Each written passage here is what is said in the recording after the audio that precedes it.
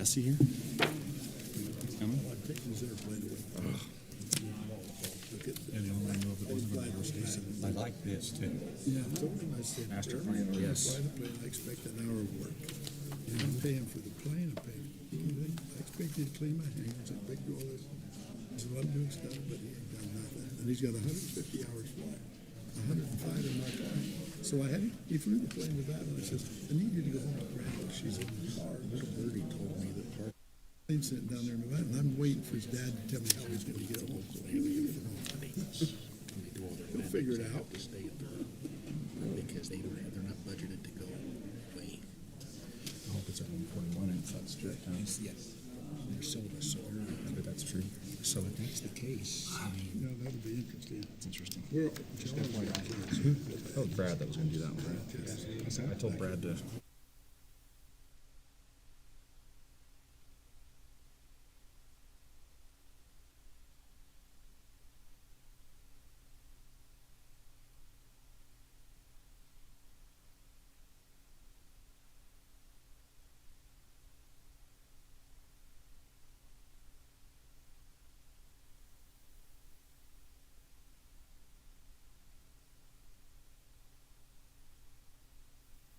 Oh. You bet. I was going to say, I think he's more worried than I am about, yeah.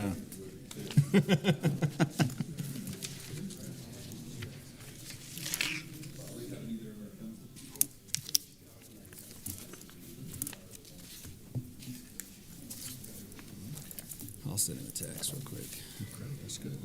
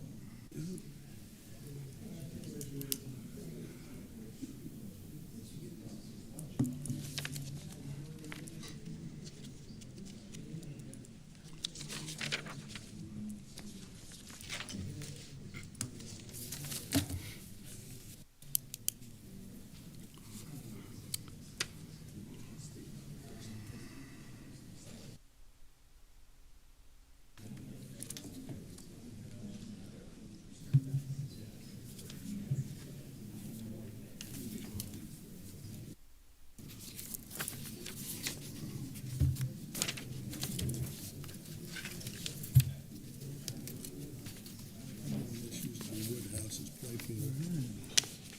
One day I went down and did 15 touch and goes. Christian, you all ready? Did you want to look at that? All right. We'll welcome everyone out to our January 9th airport board meeting. Before we begin with regular agenda items, we'll open it up to public comment. Just as a reminder, since we have a large crowd, is that this is not a town hall type meeting. So as we go through agenda items, it's not an appropriate time to shout out or yell. If you have anything you would like to discuss, we'll have public comment at the beginning of the meeting. And again, there'll be a point at the very end too. We'll open that back up. Or if you would like to talk to any of the board members after the meeting, that's also appropriate. But just during the actual agenda items, if you could just observe and take note, we'd appreciate it. So with that being said, we will open up public comment. If you do come, we ask that you would come up to the microphone, state your name and the city in which you reside in and your affiliation at the airport. So do we have any public comment? All right. With none, then, we'll go on to item number 1, a review of the minutes from the November 14th meeting. Those were emailed on the 15th. Do we have a motion to accept the minutes? Motion on the minutes. Motion from Claire. second. Second from Dwayne. Those in favor? Aye. All right, those opposed? All right, motion carries. Item number 2, financial report for fiscal year 25. Budget update for Jordan.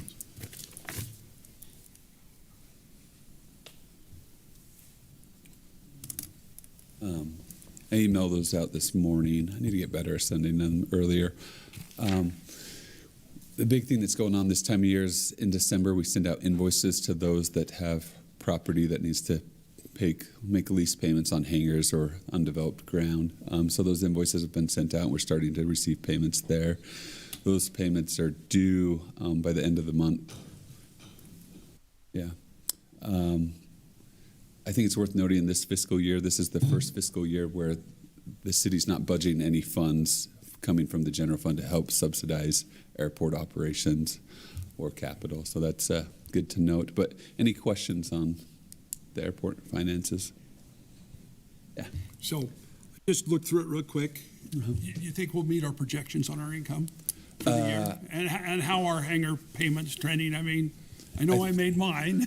Right. I think it's a little early to make any comment on how those. I asked our treasurer, and she was like, "Yeah, it's a little early to, since they're not due till January 31st." So we had budgeted to make about $200,000. If you scroll down, Christian, and I don't think we'll hit that number. That 195, 279 number. That's the budget increase, and but I do think it'll end up being positive. So it's trending in the right direction. Okay. Yeah. Where are we budgeted for things like snow removal? I'm going to defer to Christian on this one. When you say that, are you talking about equipment costs or manpower or things like that? I don't think we've had the city come out and plow at all. Yeah, this they've come out season. once this year. So how do we budget for that? And then where are we compared to that since we haven't used them? And where does that money go? We currently, I don't believe, budget for it. The streets department just plans to plow the runway upon snow events. And we don't get charged for that? Nope. Okay. Don't tell anyone. I said, don't tell anyone. Not saying a word. Any other Especially departments we you, can lean on? Jordan. Yeah. Any other questions? Anything from the board? Thanks, Jordan. Thank you. All right, item number 3, facility report from Christian. Okay, let's hop right into our facilities report. Here are our December operations numbers. We had 9,628 operations for the month of December.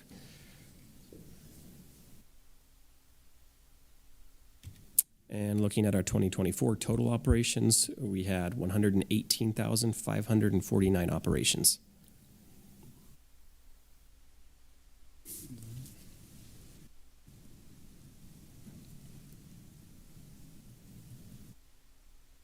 Looking at operational trends, I've got a couple graphs up here. Bottom left, you can see the number of operations versus year. This is a look at our, year-to-year operational increase at the airport. That bottom table on the bottom right is our year-over-year percentage increase.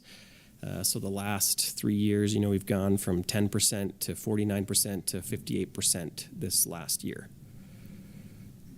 And then upper right-hand corner, that's a year-to-year look over the last 5 years at our operational trends as well. So you can see that the far right orange bar in each section is this year. We're up every single year this month, other than May, which was pretty close for last year. But we're far and above any previous years in operations.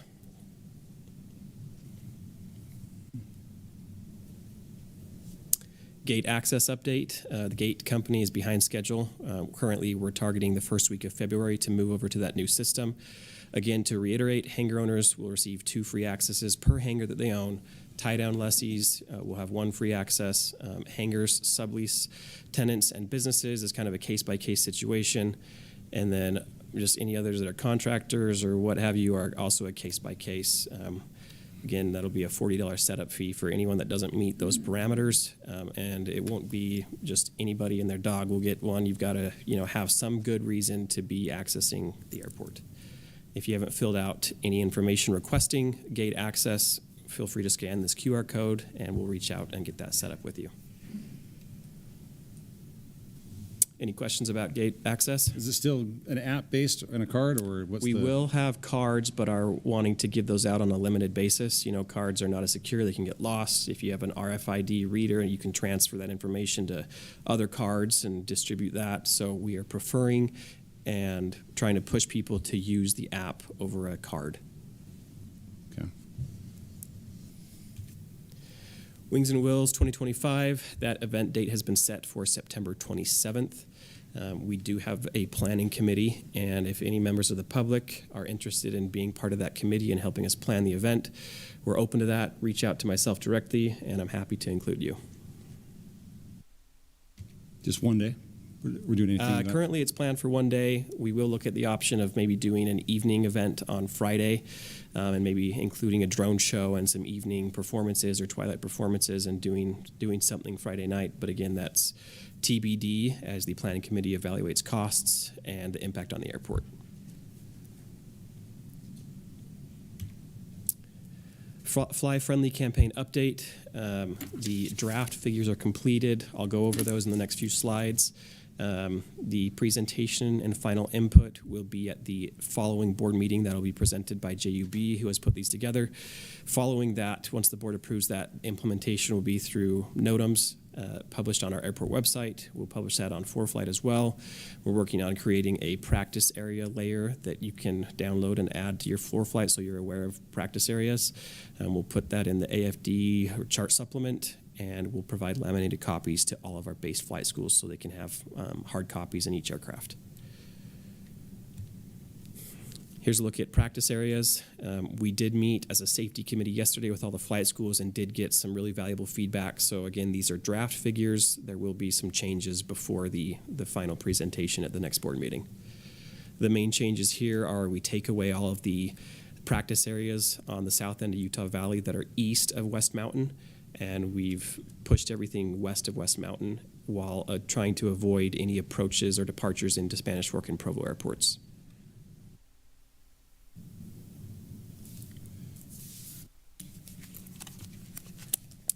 Here's a look at the small propeller-driven aircraft landing and departing runway 12 map. Again, draft figures, there'll be some minor changes to this. Here's for piston aircraft landing and departing runway 30.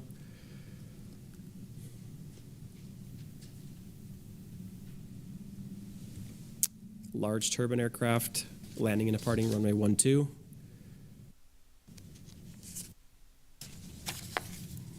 And turbine aircraft departing and landing runway 30. So again, these are draft figures. If any members of the audience would like hard copies, I'm happy to provide those and get feedback from you prior to our next board meeting where these will be finalized.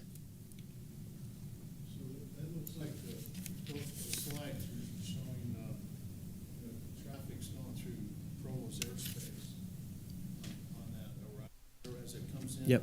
There's some notation on there that directs that does go through Provo's airspace and that you will be required to contact Provo for that approach or departure.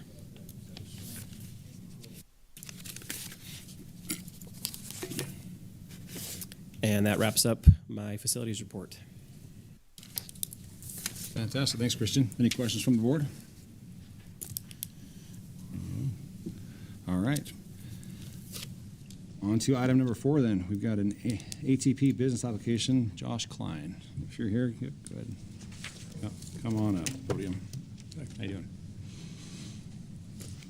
How do we start? Yeah. Yep, I was going to say, go ahead and you could present. I don't know if you have anything that needs to be displayed or. Yeah, I provided all documentation to airport board members, so I'll just let the board ask you questions. You might introduce yourself, Josh, kind of explain ATP, your goals, your business model, things like that, what you foresee happening at Spanish Fork with a potential business, and then the board will ask some questions and we'll go from there. Okay, great. Thanks. Thanks for having me.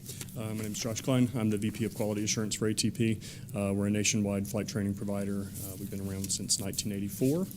We were started by an ex-airline pilot, still owned by the airline pilot. Everybody that is in our management and executive group are pilots. So we're 4 pilots by pilots, and we train airline pilots. That's our specialty. Is we focus on ab initio training, either from zero time or from a private certificate, training through completion of commercial and CFI, with the idea that our graduates will work as CFIs with us and then go on to the airlines. So we do have a nationwide footprint. We've got a range of size of training centers that range from very small, like Falcon Field, and I'm from Phoenix, where we've got 2 instructors and 1 airplane, all the way to some of our largest, like Mesa Gateway or GKY in Dallas, which are much larger, like a footprint of 40 airplanes. What we see here for Spanish Fork is on the smaller side, probably 3 to 4 airplanes, maybe up to 30 students. We already work out of Provo and Ogden, and what we're looking to do is just expand down this way. We don't bring people from the outside to train here. This is just to serve the local community. So what we're looking to do is we're full at Provo. We've closed Provo. We can't accept any more students, and we have a lot of students that come up there from Spanish Fork. So we're looking to take the students that are driving up either to Provo or all the way to Ogden, give them an option down here.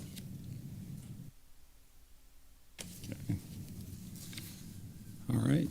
Is that, I mean, yeah, I don't. As I say, I mean, I can go on and on. I don't know. I was I gonna don't say. want to bore you. I don't know what kind of questions you have, so I can please take me any direction that's useful to you. we'll turn it over to these guys and see if we've got some questions for you. So, So are you going to have a facilities on the field? Yes, we're working with Pathé Aviation to Okay. have a space there.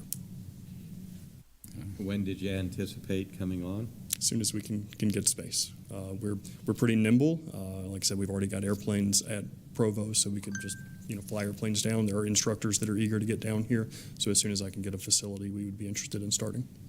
are you guys going to close Provo's facility and be entirely out of Spanish Fork? Or? No, not at all. No, Have both of we're them going on? to keep Provo and Ogden open. We've closed our classes at Provo because we're full, and there's still local interest. Okay. How many aircraft are you guys going to have based at Here? at Spanish Fork? And then how many do you have at Provo? 3 to, I don't know. I can look it up if it's important for you in Provo. We're planning 3 to 4 here. We'd see that as about the max size we would grow to. Okay. Do you guys intermix between the two airports heavily and Yeah. fluctuate between the two, or how does that? We use all the local airports, so we're already using Spanish Fork frequently from Provo. This would allow us to have a base there, serve the population down here. It would also, we'd be purchasing fuel. We refuel at the beginning of every flight. We do stay active, so our airplanes don't stay parked. We'll be purchasing plenty of fuel from you.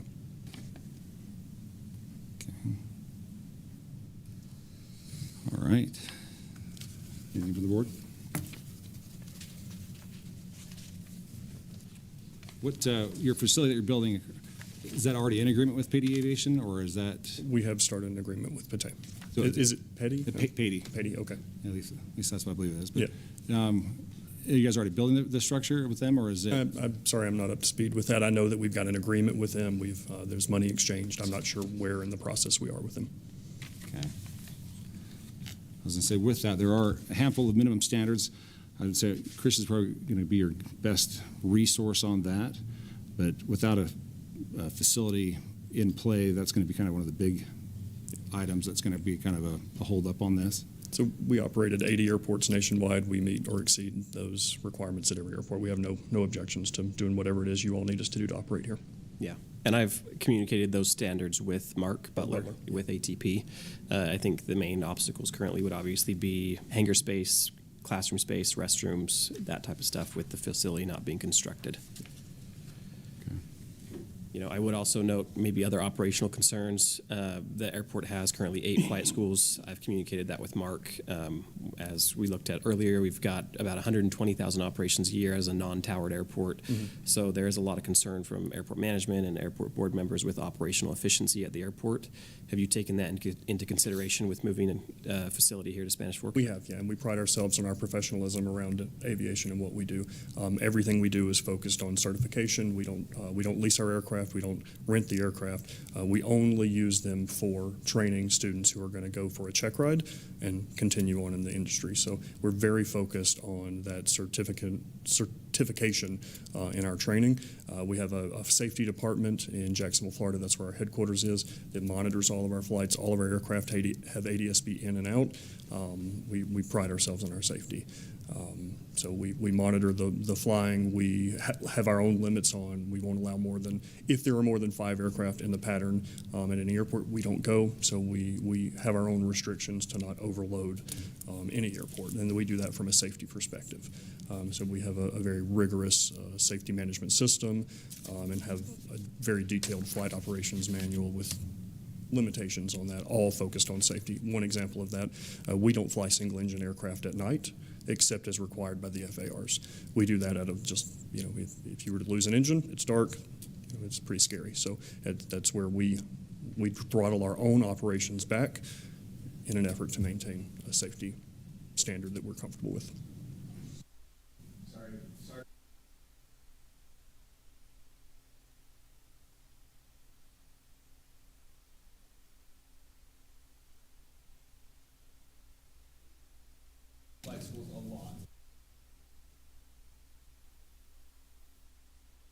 To live by from the FAA. What does that mean? Does that mean that our hands get tied? Does that mean that we? Sorry, I mean, like, sorry, Travis. It's not Travis back there. Sorry. What do we have to like when we bring in a flight school? We have a lot of. As I've been here, this is coming on my 3rd year on the airport board.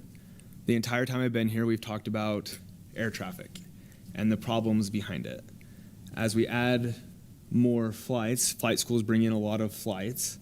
I don't know. I want to hear some of your guys' thoughts on this because there's a lot of thoughts I have, but there's a lot of things that I've been learning over the last couple of years that I just don't know where we can and can't take liberties on. So I guess I'm looking to you, your expertise as the airport board. Let's loop Christian a little bit too on this, but yeah, just for your backstory on this a little bit. But yeah, we are trying to figure out operational efficiency at our airport. That's a good reason why we have quite a crowd today. So trying to figure out what we can or can't do, what's best for the airport, what's best for the community as well. We understand business is an essential part of that, so it's not something that we're not wanting to be a welcoming airport to flight schools or things of that nature, but we are trying to figure out, as we have this growth here at Spanish Fork, what that looks like and where we're at. And so with that, I'm going to kind of bring Christian in. He's been doing a lot of legwork on this, but we have reached out to our Denver Airport District Office as well as our local FSDO, trying to actually get some of the questions that you just asked, Jesse, because what the instruction we had received previously and kind of is still kind of current is that we're a public use airport. It's pretty hard to actually restrict growth or restrict commercial entities, but the FAA is looking into a few things for us. So Yeah, so a little background on that. The airport is federally funded. We abide by FAA grant assurances, one of those being that, we've got to, if someone meets our minimum standards, allow them to do business and do those operations at our airport. So, you've put together a great package with your application. The one thing that is currently barring that operation from moving forward from my perspective would be that the facility is not constructed. If you've got to have that hangar space, the restrooms, the classroom space, the parking space to be a flight school at Spanish Fork. So that needs to be done before we can move the application forward. And then, as I mentioned earlier, we've got 8 flight schools here at the airport currently. Per the FAA is responsible for determining what a safe and efficient amount of operations are at a non-towered airport. So that's not that's not up to me. That's not up to the board. So per an advisory circular, I've reached out to the district office and FSDO recently requesting clarification on this and their input on the number of flight schools that we have and then the amount of flight training that is ongoing at Spanish Fork. And I have yet to hear back.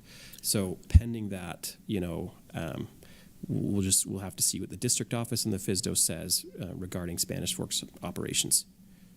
Matt, one of the concerns also that we have is ground infrastructure. We are being clogged up right now because we don't have on the ground the facilities that we need. That is, even the taxiway Bravo, that's being considered. We have some funding, but not enough to go the entire distance. So we're working also with the airport infrastructure to see what we can do and can't do. So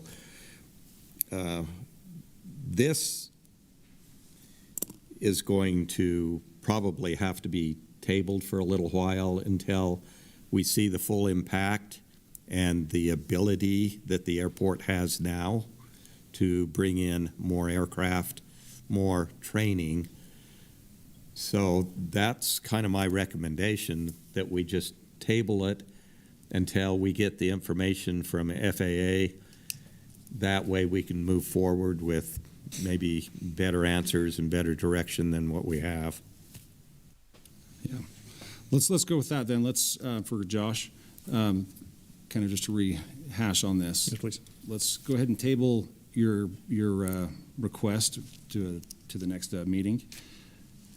We'll get some answers from the FAA to see what we've got on that, and then for your legwork is going to be how to comply with those minimum standards. Now, I understand you're looking at possibly building a hangar, so it doesn't have to be that hangar that you're in right now. So if there's a different hangar or location that would comply with that as an interim facility, that might be something you want to look into on that. But I also think that they could potentially have just the details of where the hangar is going to be, what the size of it, like if it's going to have all the requirements, and then the completion date. So like you just need more of the details on it. Because if you have all of that spelled out and it's all in there, I can tell you where the design hangar plan, is, if that's right. useful to you. I don't think the number matters as much as just knowing more of here are the details. This is how it meets all of the standards that are there. Because without that, we wouldn't be able to make a recommendation for the approval until we can prove that we are meeting the standards that are set forth by the airport board already.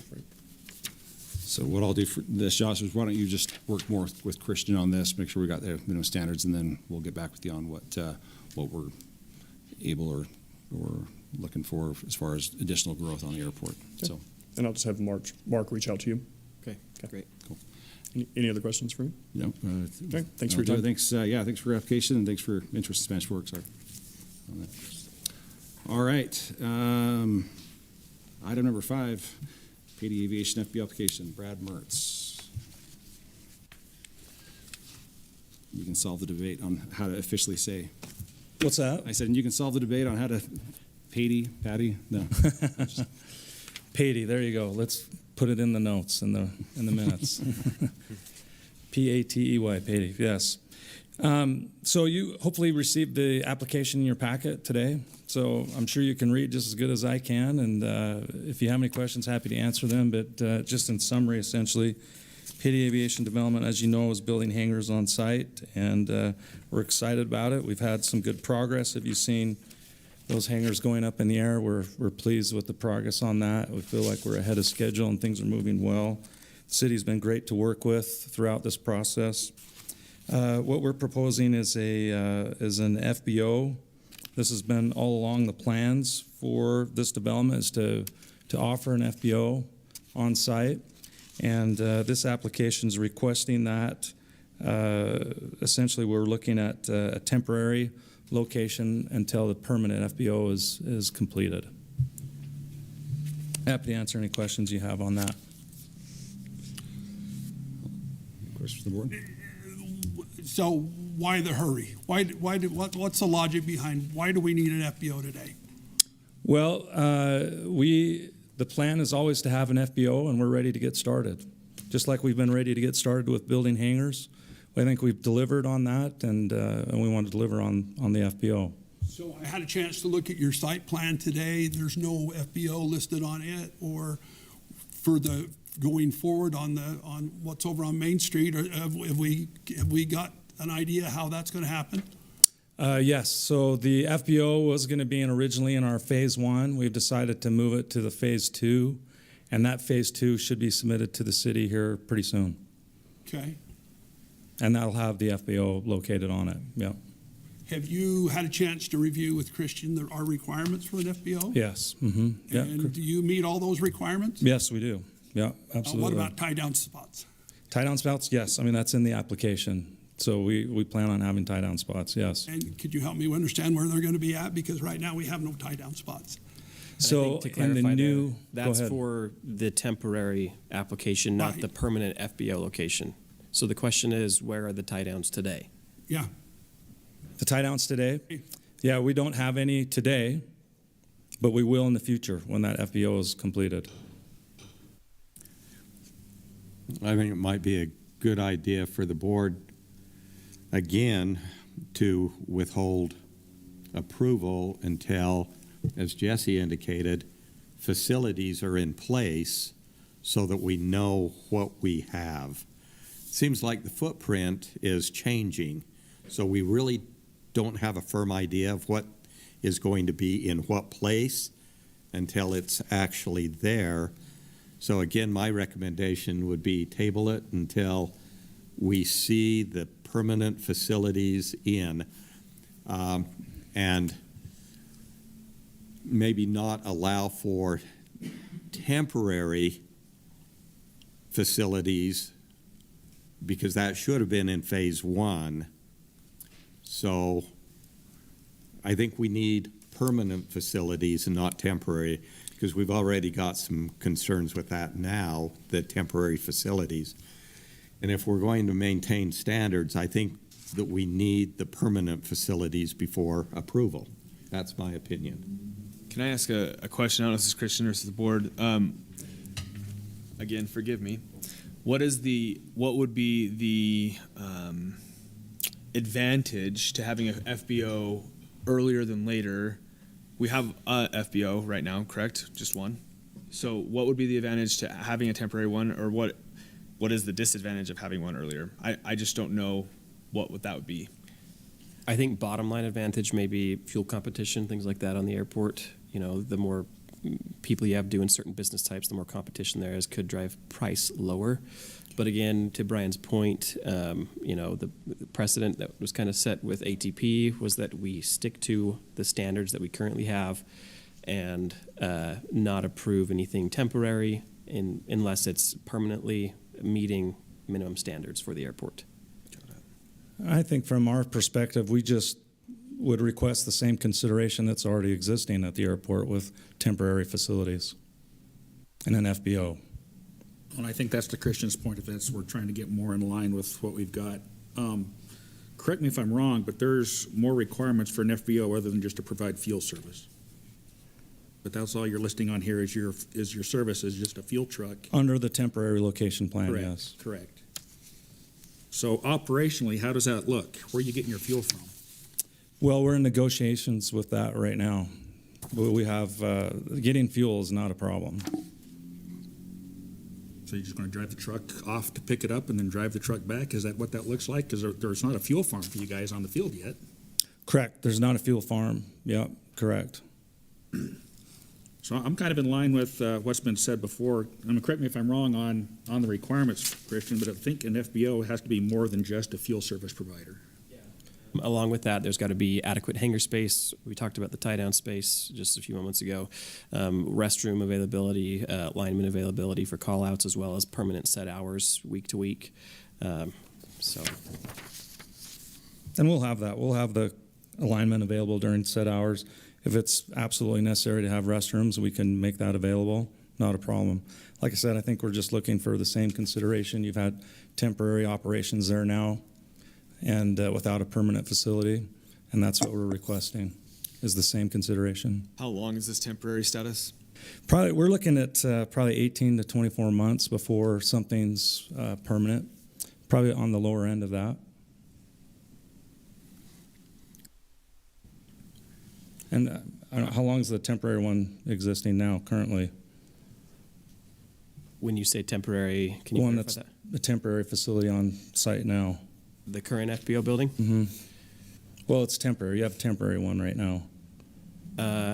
So Utah Aviation Say- yeah, I was gonna specifically, Go ahead. yeah, their facility's been in place for decades, and it's currently being reconstructed. So I feel like that one is kind of, you know, out of the norm, and a reconstructed facility is different than a new facility being constructed. You know, they've got every other requirement met, and they're just rebuilding their building. Yeah, that's actually what I was just going to say is that's, if you guys have both had submitted as new FBO applications, I can see where we're going on that, but, you know, that their development in that building that was tore down was part of a master plan on kind of in coordination of what we were looking for in growth. So that being said, if PD Aviation's FBO, if we had something like that, there would be some authorizations. But my concern that I have right now is this tie-down space for 8 aircraft. I mean, what would be the FBO's plan if, like today, we had FlexJet come in? So if you guys are operating there, where are you going to put really anybody who comes in for fuel? If a guy comes for 4 hours or 4 days or 4 weeks, what? Yeah, it'll be a service truck. So that's what we're looking at providing, just service trucks. Well, not just the fuel. I'm saying, where are you going to put that guy's aircraft? You know what I mean? So if he comes in, where will they be parking? You know, based off of Hangar 86. That's kind of what I'm trying to figure out is I think our airport is large enough to easily sustain 2 FBOs. So I would envision that when you guys come, whether it's phase 2 or if there was something that was temporarily done at 86, where are we going to put all of this? Yeah, I think we're happy to look at planes that are coming in now that are looking for service and tie downs. Obviously, there's not a lot available on the airport now.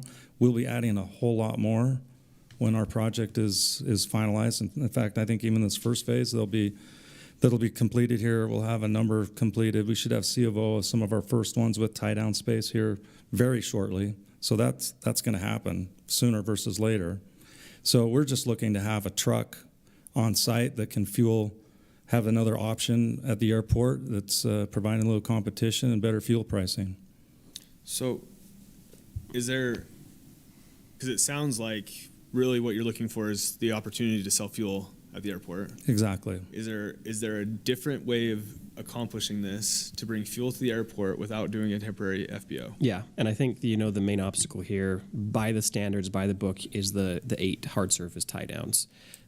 We do have a policy that was approved several years ago by the board with non-FBO fuel permitting and fuel cells. With that policy, it can't be public fuel cells. So if you did have a truck, it'd have to be, private contracts between you and another individual to make those fuel cells. Maybe a recommendation from airport management is that when one of your hangars is constructed on the north side shortly with C of Os that you may not have sold yet and the tie downs are complete, it might be more permissible to do temporary operations out of that type of facility purely because the tie downs will then be available for use and transient aircraft. Yeah, I think a lot of it for us is we just it's a bit of a lead time on this. It's a long lead time to get tanks and that kind of equipment to start servicing, and so really what we're looking is to just get a jump start on that so we can secure that. But we don't want to spend money on it unless we know we're going to be approved. So that's a lot of it, and so that's the reason really for the temporary is look, there's just temporary. In your original development agreement, you've already been approved for an FBO. Well, we have to go through this process, is my understanding, to the board for an FBO approval. But good point. Through the site You're plan. already approved. I mean, it's the details. The devil's in the details. Mm-hmm. Yeah. I guess the devil in the details, though, are the facilities, the infrastructure. Mm-hmm. That needs to be complied with. Yeah, we listed what the permanent facility will have, and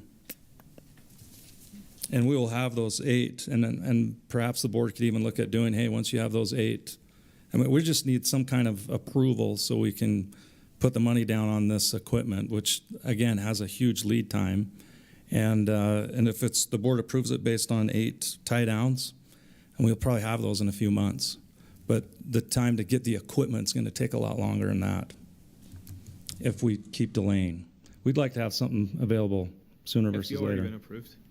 In the original development agreement, an FBO business was approved, but again, back to the details, the FBO has to meet the certain requirements to be finalized. So there's no doubt in my mind that Payde Aviation will move forward and get an FBO and have that facility and offer those services to the airport, but they've got to meet the operational requirements that are in place currently to do so. So then what we're talking about may be a moot point, because if it's already been approved with the 8 tie or with the infrastructure that's already there, the approval is already there, it's already done.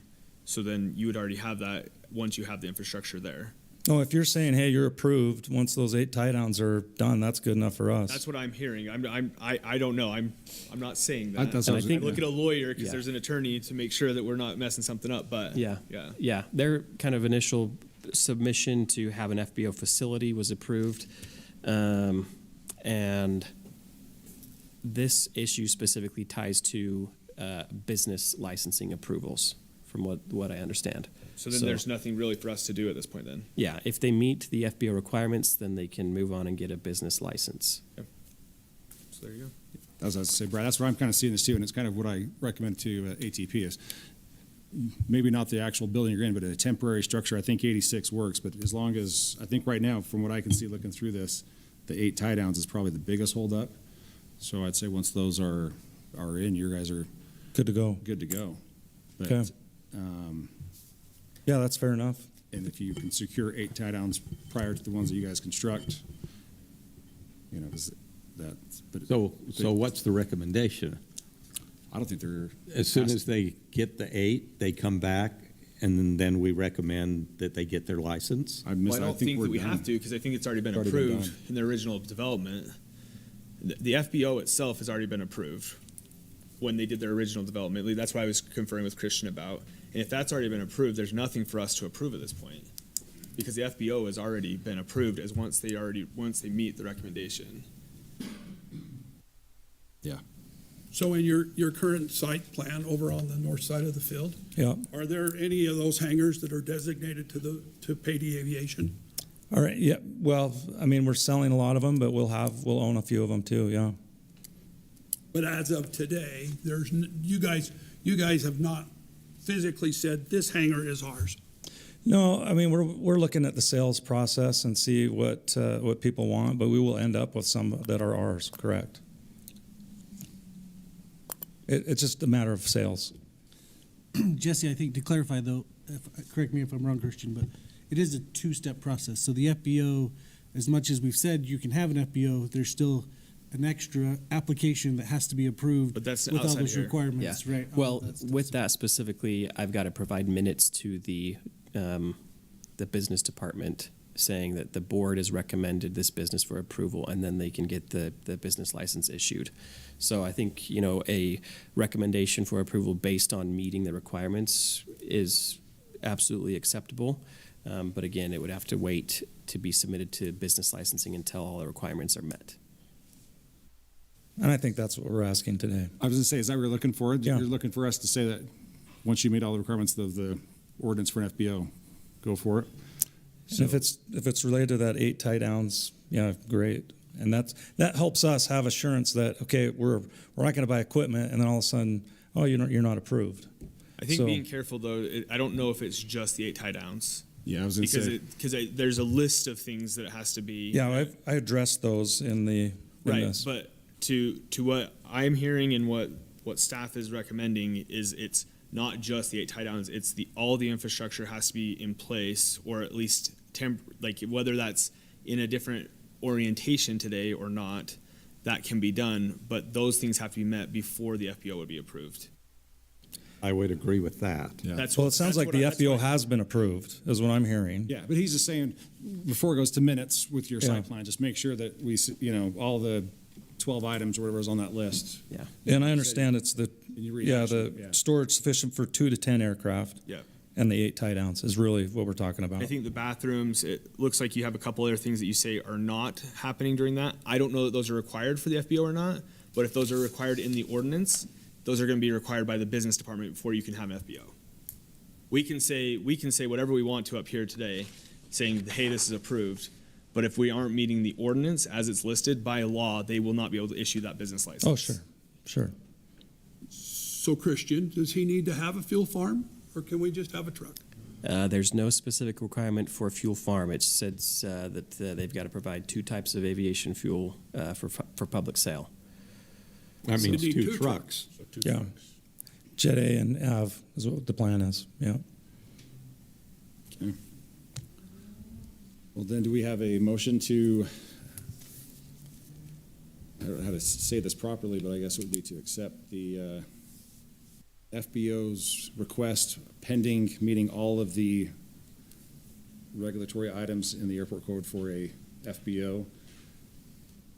Sounds What right. if we lay it on the table and make him come back when he's ready, when he's Yeah, we're kind of doing that with ATP, with with the FAA. So. Yeah, I think we need to. Yeah, and I think to circle back to assuring Pady Aviation, you know, the airport board and the airport can't deny any business type as long as they meet the requirements set forth in minimum standards.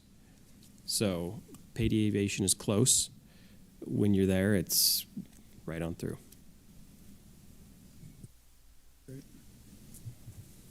I know with like planning commission, different things, there's a fee to get onto the agenda. Is that the same thing with the airport board? Okay. because I didn't want us to deny something or do something that's going to make their job harder, because that's not what we're here to do. We're here to try to make it work. But I think that at least what we're hearing is, like, at this time, either tabling it or denying it is what I'm hearing, until we have in concrete something that's telling you, outlining how you're going to meet those codes, even if it is temporary. Well, I don't think we're denying it. We just want to make sure that there's complete compliance. can you approve it conditional upon meeting those requirements? I can. Oh, you can't, you're saying, okay. Let's do this, Brad.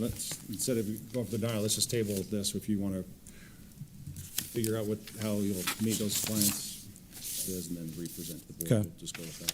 Sounds good. Does that work? Okay, Thanks, Brett. thank you. Thank you. All right. Item number 6, Vintage Aviation Museum reproposal, Sean O'Brien. Hey, good afternoon. Since our last go-around last fall, when I met with all of you and had a chance to kind of describe what we were doing, at that time it was determined that the site that we wanted was one of a number that have been identified as a potential site for the new tower. So upon conclusion of that board meeting, I went and had a conversation with Christian and was able to work with him to identify a different parcel that was not subject to being used for a tower.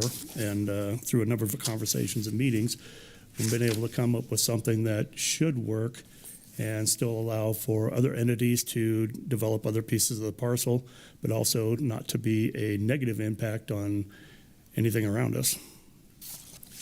Right now, we've scaled it back a bit. We're looking at doing it in 3 phases. The first one would be phase 1, which is listed as hangar A on that, phase 1, ramp phase 1, and then of course the connecting taxiing lane, and then the main parking lot. That would be done within about a year. Phase 2 would be an addition onto hangar A. That would be done in 3 years. And the third and final phase would be the construction of hangar B, the construction of the ramp listed as phase 3, and then the future parking that is to parallel hangars B and A. And that would be done in about 5 years.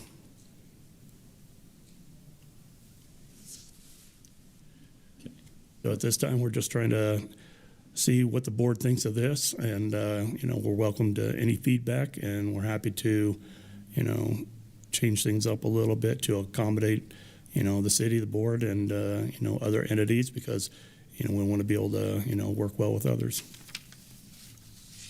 Okay, perfect. I'll open up to the board then for questions, comments, or concerns.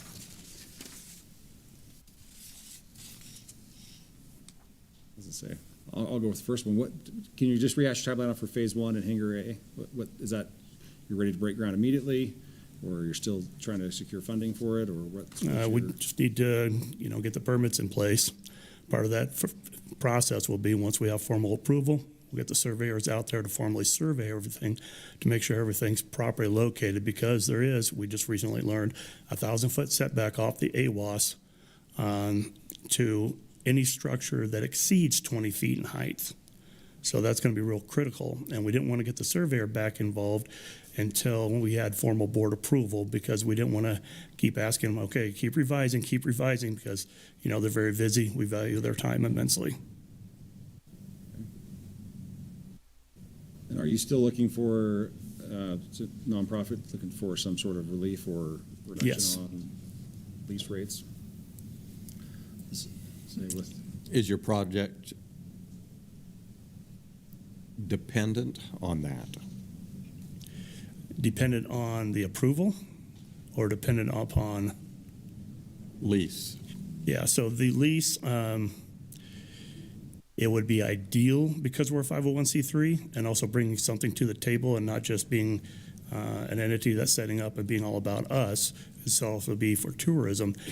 If we were granted that, that would certainly go a long ways to our everyday, operating revenue ability, because instead of having to generate even more revenue to go towards leasing, that would just help.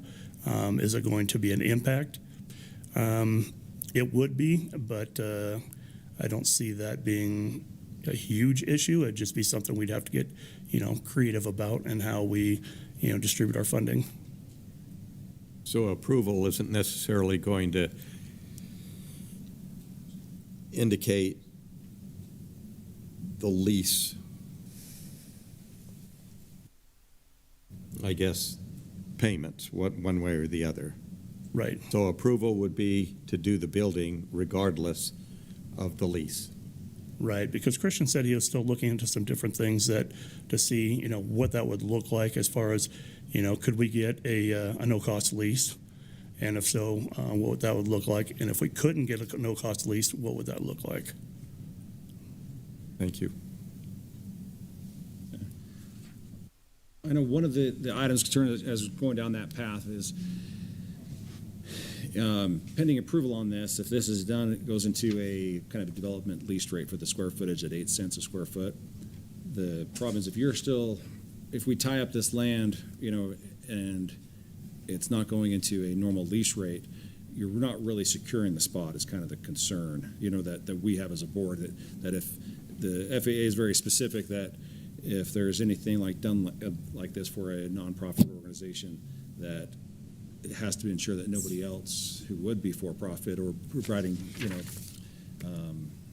basically a lease income to the airport, they would actually have priority over you guys. So it's actually a kind of a concern to go down this path of granting that, because you're going to kind of put yourself heavily down the list of availability. And as you mentioned, trying to find a spot on this airport is rapidly becoming an issue. And so going down to this, there's going to be a lot more hoops, a lot more timeline if we go away from that. So it might not be the best thing for your organization to go that route to make those requests, because it's just going to be.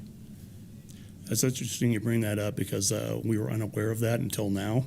The last thing we want to do is, lose a spot on the airport, and we don't want to feel like a gypsy train just kind of bouncing around from place to place till we find a place to land.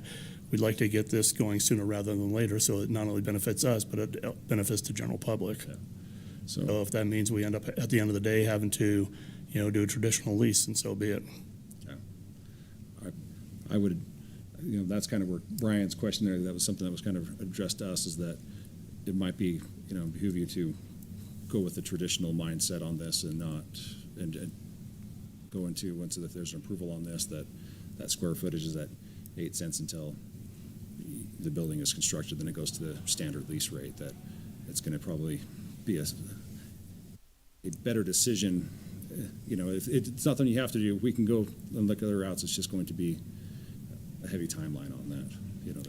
Right. Now, our goal today is to be able to have our conversation with all of you, answer any potential questions you may have, and then, at the conclusion of this, be able to secure that approval so that we can move forward.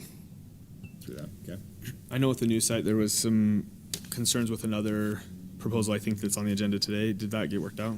Yes, yep. So they'll be next. We'll, have Mr. Benson come up and present that. I will note that in recent conversations, the Airport Development Review Committee met, and there were questions raised again about no-cost leases. So I've reached out to the FAA, and the FAA's basic feedback is the airport can't have a no-cost leasee being subsidized by other airport users. So, if Vintage Aviation Museum was no cost, that means we're taking funds from other airport users and using it to maintain ramp space facilities and road access and things like that. So that's the FAA's main shtick. So essentially, he would just have to find another way to make it cost-free for the museum. Yeah, either that or going the traditional route of any traditional developer and paying the associated fees and meeting those timelines was 100% permissible. Yeah. All right, then. Do we have a recommendation or any questions? Any other questions or comments? Okay. With that, do we have a recommendation to approve their request? I'd like to make a recommendation to approve as it is.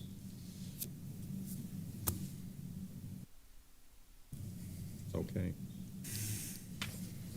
Okay. All right. There's a motion by Brian. Okay, second. I'll second it. Second by Jesse. Okay, those in favor? Aye. Those opposed? All right, we got you approved, Sean. Thank you. All right, this thing goes on to item number 7, Benaway hangar proposal. It says competing proposal, but I understand that's not correct, right? It is correct that Okay. it's not correct. All right, Thank you. so, all right, Don, the floor is yours. Great. I just want to direct you to the proposal here. My name's John Benson. This is Dan Holdaway, and that's where the Benaway came from. Let's go ahead and go to the next slide. So just an introduction to us. This is our 210. We're in Hangar 66 right now. My background, I was a co-founder of Utah Broadband, provided internet throughout the Wasatch Front, with the exception of Spanish Fork when it started doing its own internet, in Provo for a while there as well. I've done a lot of real estate development. I own a number of doors that I'm a landlord for, and done some flips and so forth. Some industrial development. This is a building I built in North Idaho, just to give an example of a nice-looking building in the area. And I'm a director of engineering at a local company doing molten salt reactors for power generation. And then my partner, Dan Holloway, is a retired police officer from Orem Police. I was on the drug task force as a detective and also as a sergeant, and also a real estate investor. So just to give you a sense of where this development, it's the same one we just talked about with Vintage Museum. You can see the little rectangle up above. So here's our site plan. Phase 1 is just the 9 right along that path. You can see 1 through 9. This just comes off of the existing taxiway Alpha. Access from 800 West. You're probably familiar with this from Vintage in the past. And this is just a traditional build out of some hangars. There are some limitations that we discussed just recently and made a solution for.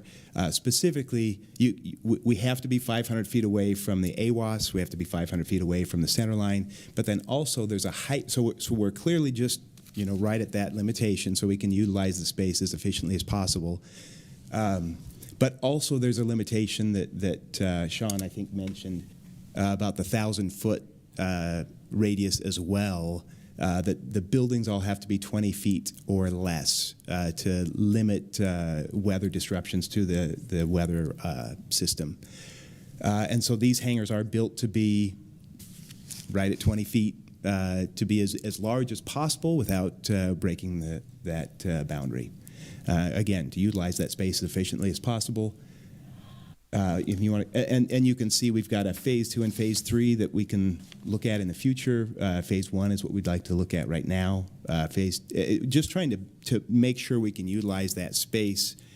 You can also see there's a road on the bottom. It was you saw that on Vintage. That was an addition we had as we talked about how to work together appropriately, and agreed to leave the space for that road so that there could be access for cars that wouldn't have to then enter the airport, the closed airport space to be able to go to the museum, or other businesses or other things that may be put there, other businesses. There is quite a bit of space out there, and so it makes sense to have an access way to get there.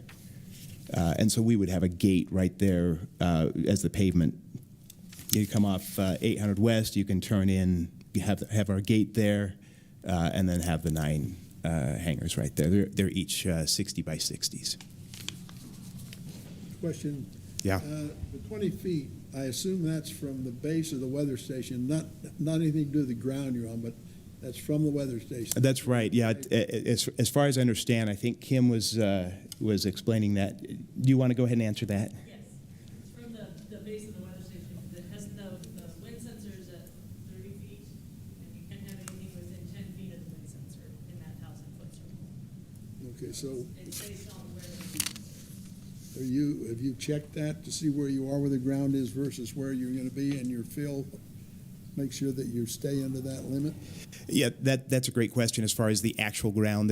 I think what we'd like to do is see a survey to know, to know is there a rise or a dip based on the AWAS height versus the ground where we're at. There is a bit of a slope as we head to the west that dips further down.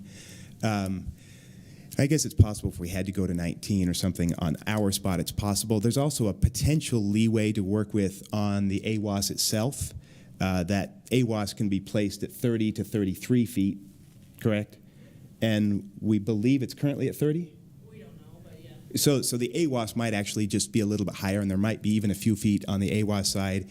It's possible it could be moved as well to raise that up a couple feet. The AWAS is supposed to be between 30 and 33 feet. Wind sensor on the AWAS. Excuse me, thank you. The wind sensor itself. So if that becomes an issue, we can look further at what it would take to raise it up 3 feet, if it's even already, lower. So there's a little attitude to work with. Moving things on an airport, FAA, there's challenges to that. So that's just something we'll just have to work through and make sure it's appropriate. We need to find that out then, Lee, before we can say anything. As far as the height of the AWAS, the weather sensor? What your position is versus where it's going to be. Yeah, and I guess we were just looking to see if we could get the approval to then go spend the money and go verify that. And if obviously if it doesn't work, then then it doesn't work, right? Work to go find that out. Yeah, I think there's I don't know, Kim, how much work that is to find out. It might be just calling Kevin from Honor. Yeah.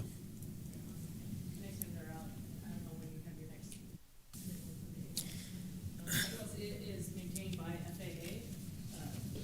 They have somebody come out once a year at least, and then when things break. But those guys are very familiar with the system, and that might be one way to find out for sure. But we're doing a proposal recommendation, right? Or we're approving it for the proposal itself.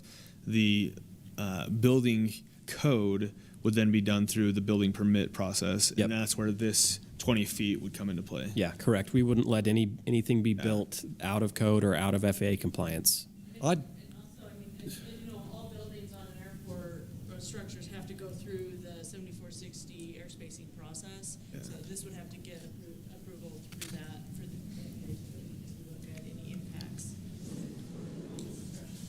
to the airport. I'd kind of like to see a little more clarity instead of permitting this and then working through the details. I would like more details right up front to see that it is going to work out all right, because once you do the building, there's no antennas or anything else above that height. It's right there.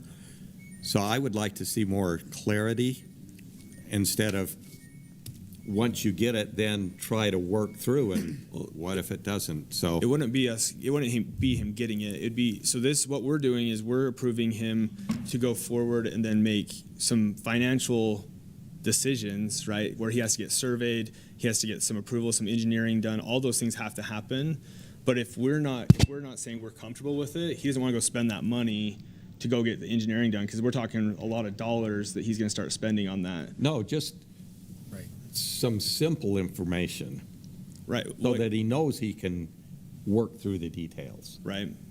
Can the details be worked through, Christian? I think we're saying that they're simple, but I personally, just with building requirements, I don't think that these are simple things that are going to happen, because I think you're going to have to get some professional engineers, some JUBs, some different people on figuring out slopes and different things that are happening. I don't think it's a simple, like, we're going to take out and go just measure what the AWAS is at. I do think there's going to be more to it, and there's going to be a lot more dollars. And if we're not comfortable with the site plan, I think that's all we're talking about is just the site plan. Are we okay with the site plan?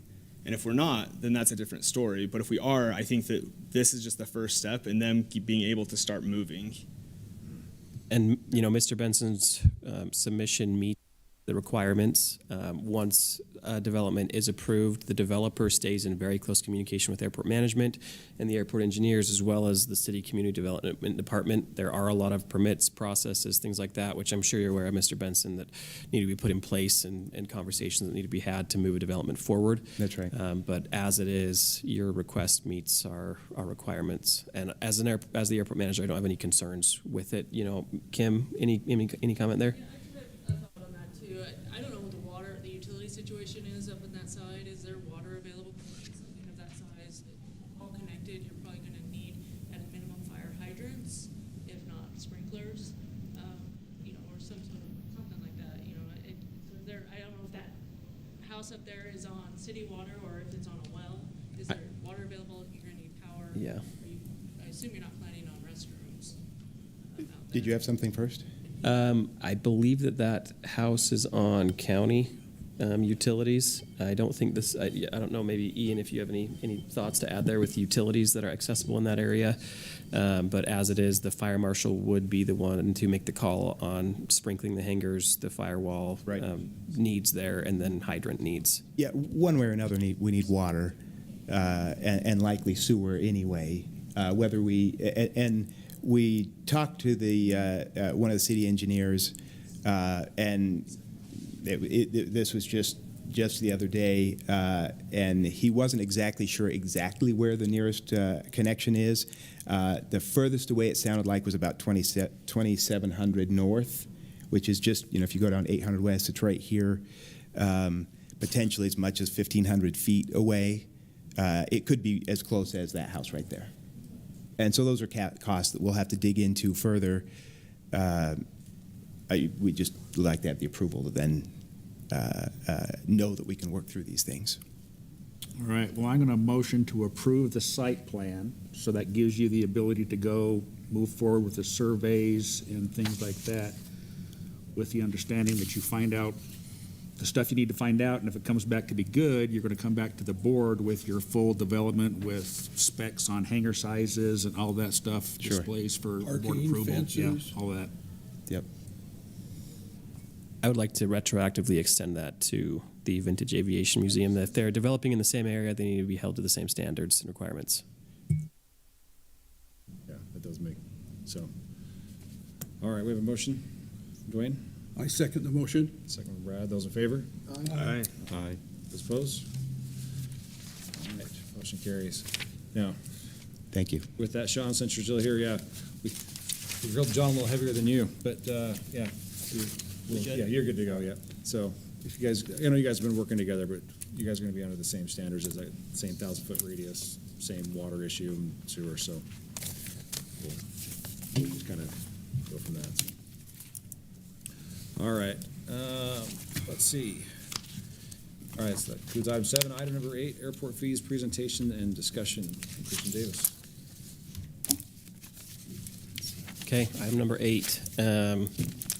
Here's kind of look at FY25 and future numbers. These numbers factor in employee costs, airport operational costs such as equipment, lighting systems, asphalt maintenance that are non-funded by FAA or UDOT funds.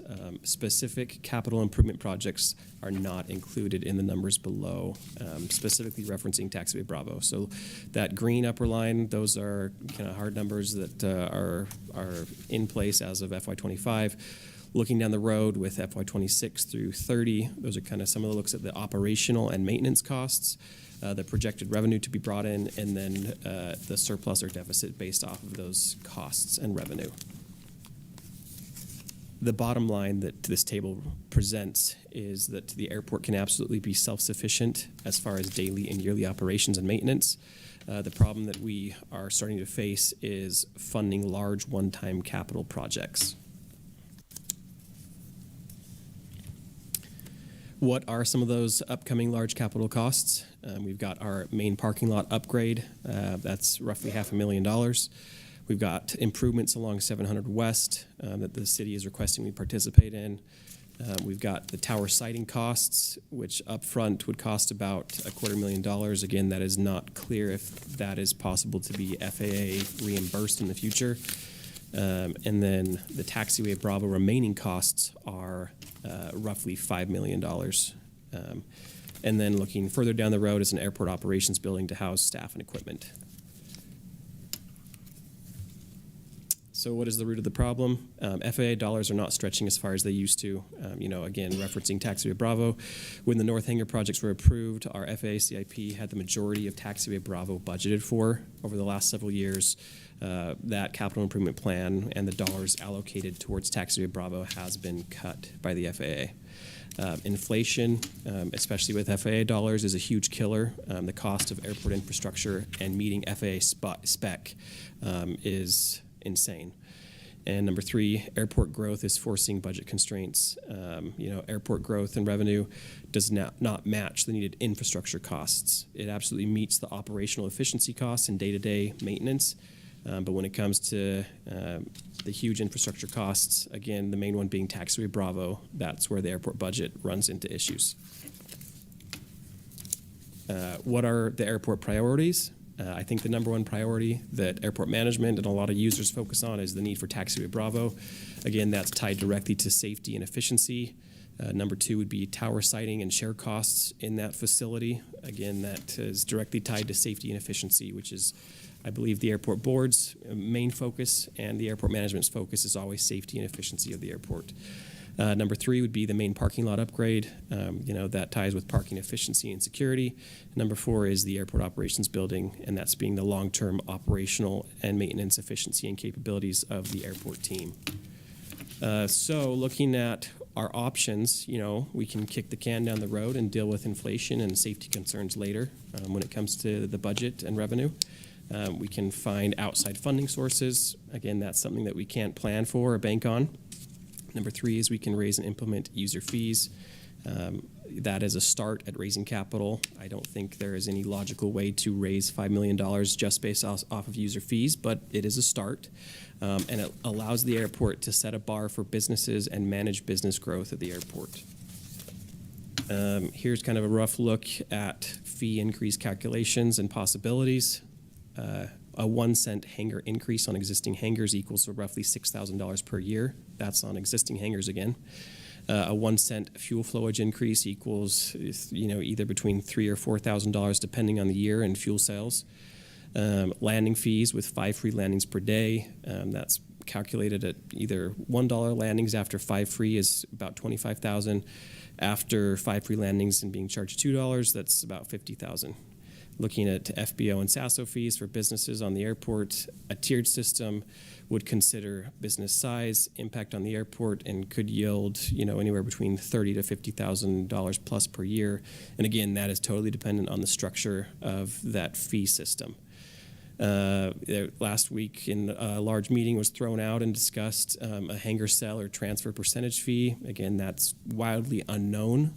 But an example there would be if a hangar sold for $500,000 and the airport charges a 1.5% sell price transfer fee, that's $7,500. So again, airport management is not directly endorsing or proposing any one of these fees at this point. This is purely looking at ifs and what ifs, and it's up to the airport board to kind of look at these and pick what would be the most fair and equitable and direct that path forward. So from there, again, this is not a meeting that any decisions will be made at or voted on, but again, simply a presentation of where the airport's at with budget and revenue and the proposition of looking at user fees. So I'll turn it over to the board for questions and discussion. Anything from the board? I'll just make a quick statement then, because I'm assuming that's why the majority of you are here, trying to figure out what we are trying to accomplish at the airport. I think when it comes down to it, is just kind of an overall picture. If we take any of the fees or the funding out of it, I think we can all see that our airport is going under some extreme growth right now. That's a nationwide thing, which Spanish Fork's not the only one in that. The kind of the mindset of Spanish Fork being a small town airport with crop dusters is long gone. We're now a massive airport, and we're about to experience upwards of 200% growth. So what we're already at right now is just kind of the beginning or the tip of the iceberg of what we see coming. So as an airport board and as airport management, we're looking to see how to maintain or actually improve our operational efficiency. So if you guys are frequent users of the airport, right now the airport heavily ebbs and flows on its operations efficiencies. So at certain moments, we're at capacity, bringing aircraft in or out.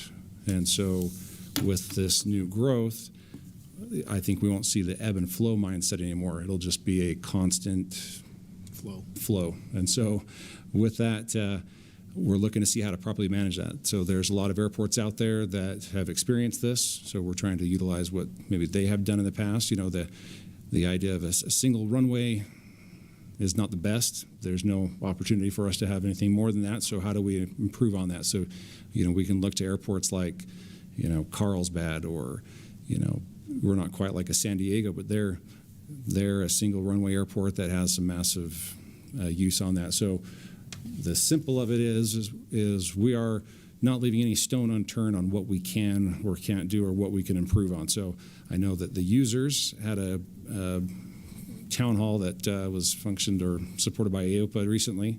So I think the biggest thing is just we welcome input. We're looking for that. We, as an airport, have actually held numerous town halls over the last 24 months. So I hope that the average user doesn't think that it's a us versus them type mindset as we're trying to figure out what it is. It's very much so a we mindset.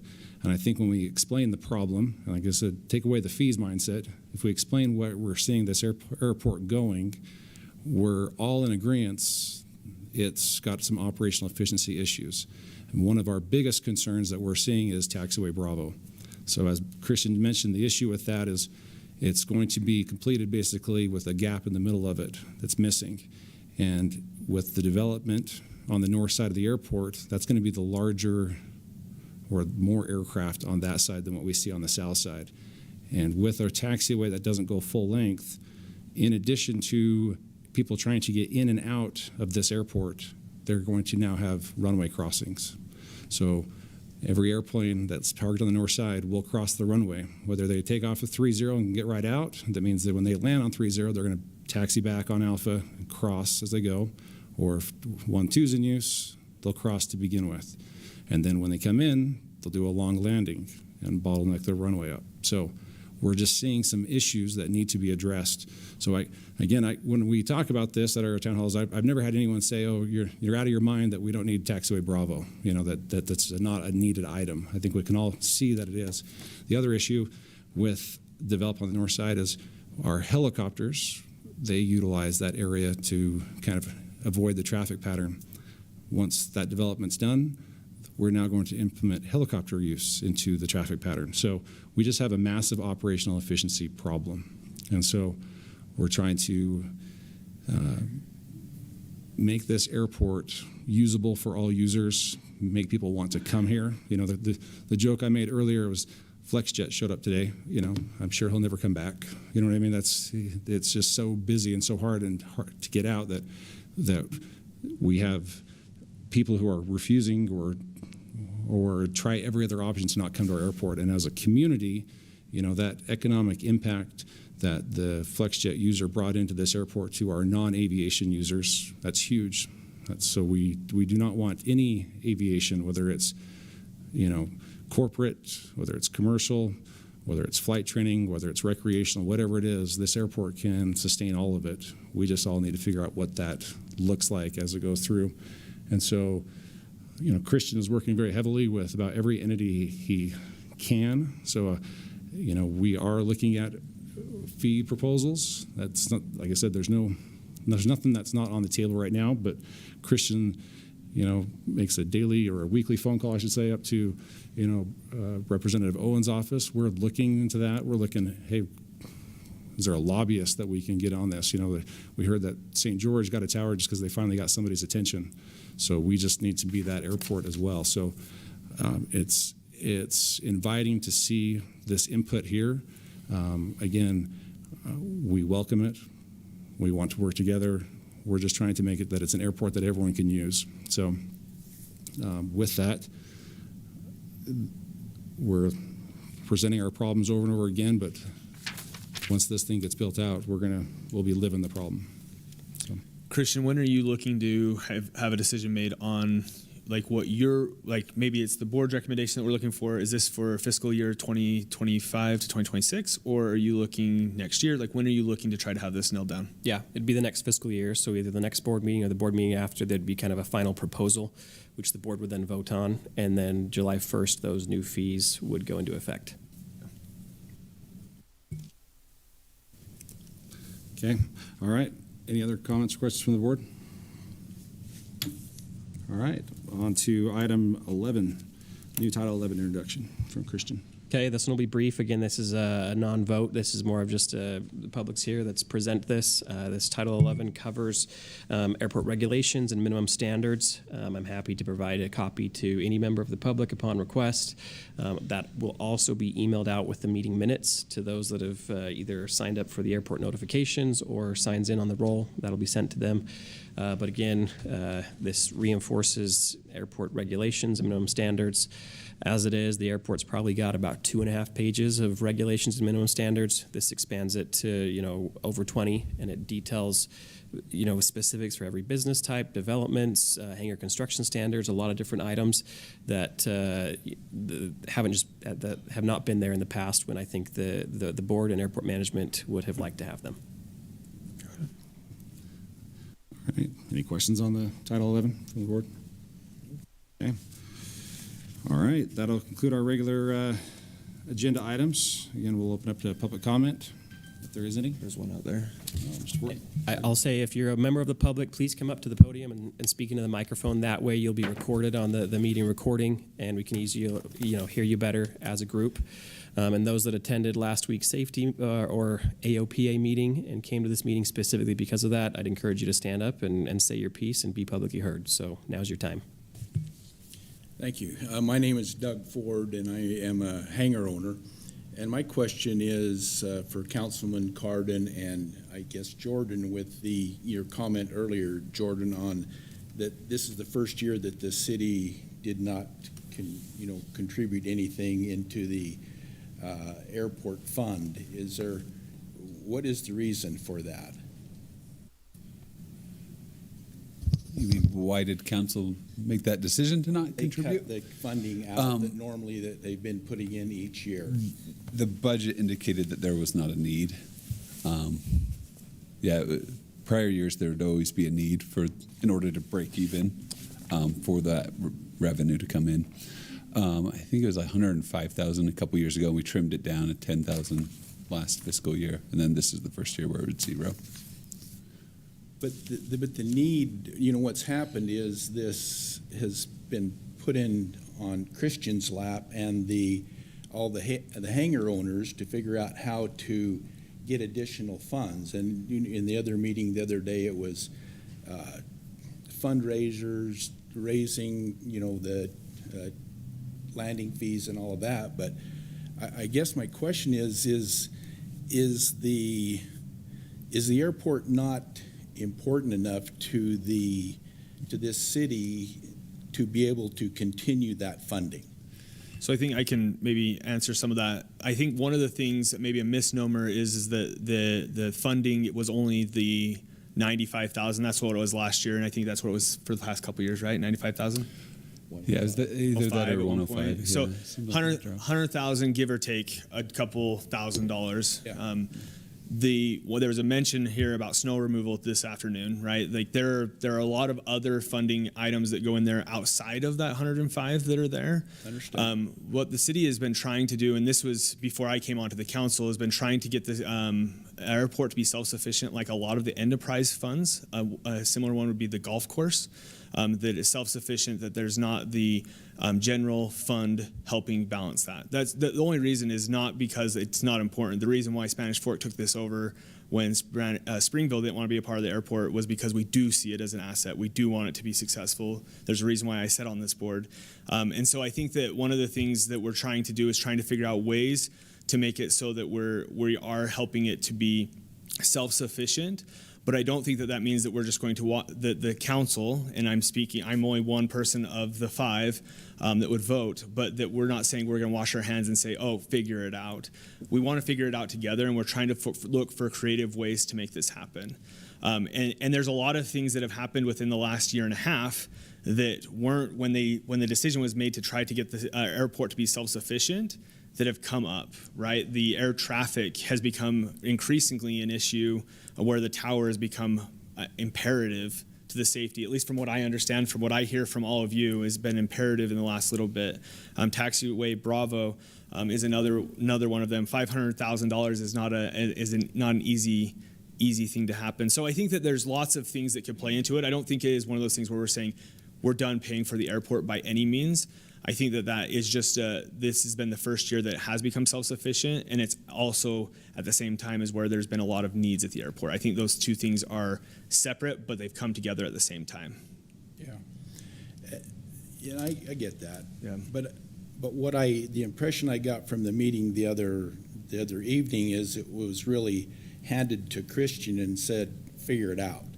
And he's, held the town meeting with a lot of the people here, and we sat there, trying to figure it out and, get some outside funding or donations or, that's kind of, I think it was handed to him and said, figure it out. And that involved all of us to help try to figure it out. And my point is, doesn't it matter enough to the city to be able to continue the funding rather than Christian and us try to figure it out? Right. And I think that we could have a lot of maybe theoretical discussions right now. I don't think that that's necessarily the time or place for theoretical decisions, but I do think that it's up to all of us, the airport and also the city. I don't think it is all just on the users or on Christian by any means. Christian and I have had quite a few conversations about this at different times throughout the last 2 years. So I'm sorry that it's been perceived that way, because that's not the way that it is. I do think that it is. We do need to figure out a way to be creative in it, because as we look at the funding, as a few pages ago, the funding needs are going to continue to increase. And then the question will become, and if you were another person within the city, is, do my tax dollars need to go to the airport? I think that will become a question, not necessarily from the city, but from another citizen in the town that could very well become a part of that conversation too. Yeah. And I'm not here to debate whether or not that's right.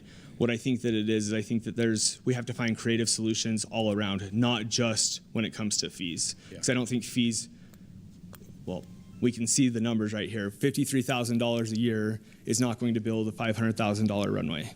So we're not there yet. So we have to figure out a lot of different things. This can't be it. Okay, I understand. And again, that's just how I took it. That's just my opinion. No, yeah.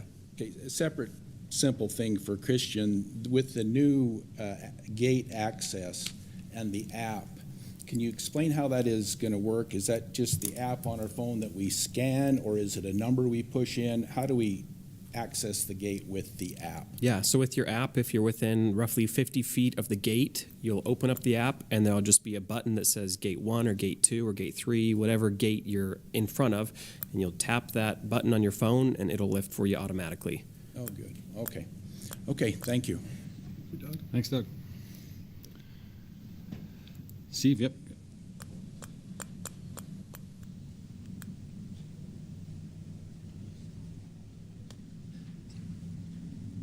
I don't like getting up in front of people, as most of you know. And first, I want to say, Christian, we appreciate your efforts.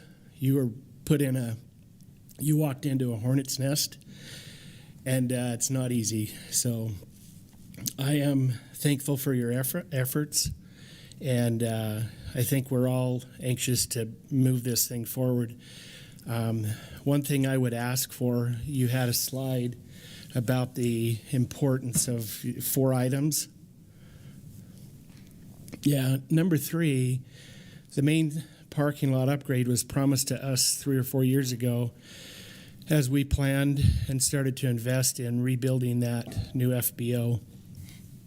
Our commitment to rebuild that FBO is costing us $2.5 million. And to have the existing parking lot stay the way it is for another few years to us is unacceptable. So if there's a way to work through that and get that done, because that was promised to us. And we have a huge investment right there.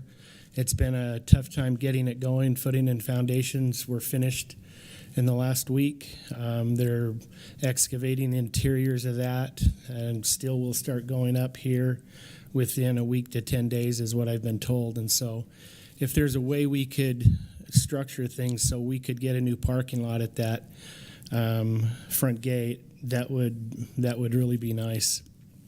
I don't know what to do on all the rest of it. It's a big process that I don't have answers for. There's a few small things on there, and maybe just one. You talked about a hangar. What do you call it? A hangar transfer fee. You know, on a condominium, most condominium HOAs have a hangar or a condo fee, transfer fee, in the tune of about $500, and that doesn't matter if it's $500,000 condo or $2 million hangar, or I'm sorry, condo. Hangars that we will be building on Main Street will be in the $3 to $6 million hangars, and to put a kind of fee of that on that, I think would be unfair. But I'm not against a small one it would be just the same price across the board.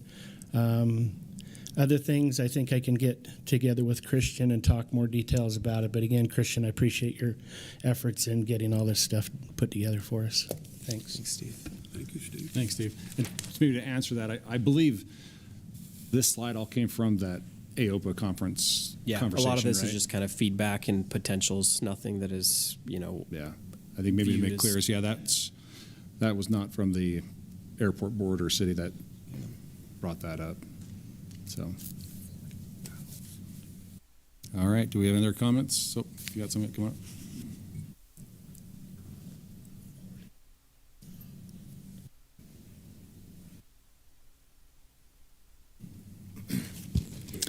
Hello, my name is Ed Stratford. I'm a flight instructor on the field, an airport owner, and a hangar space leasee.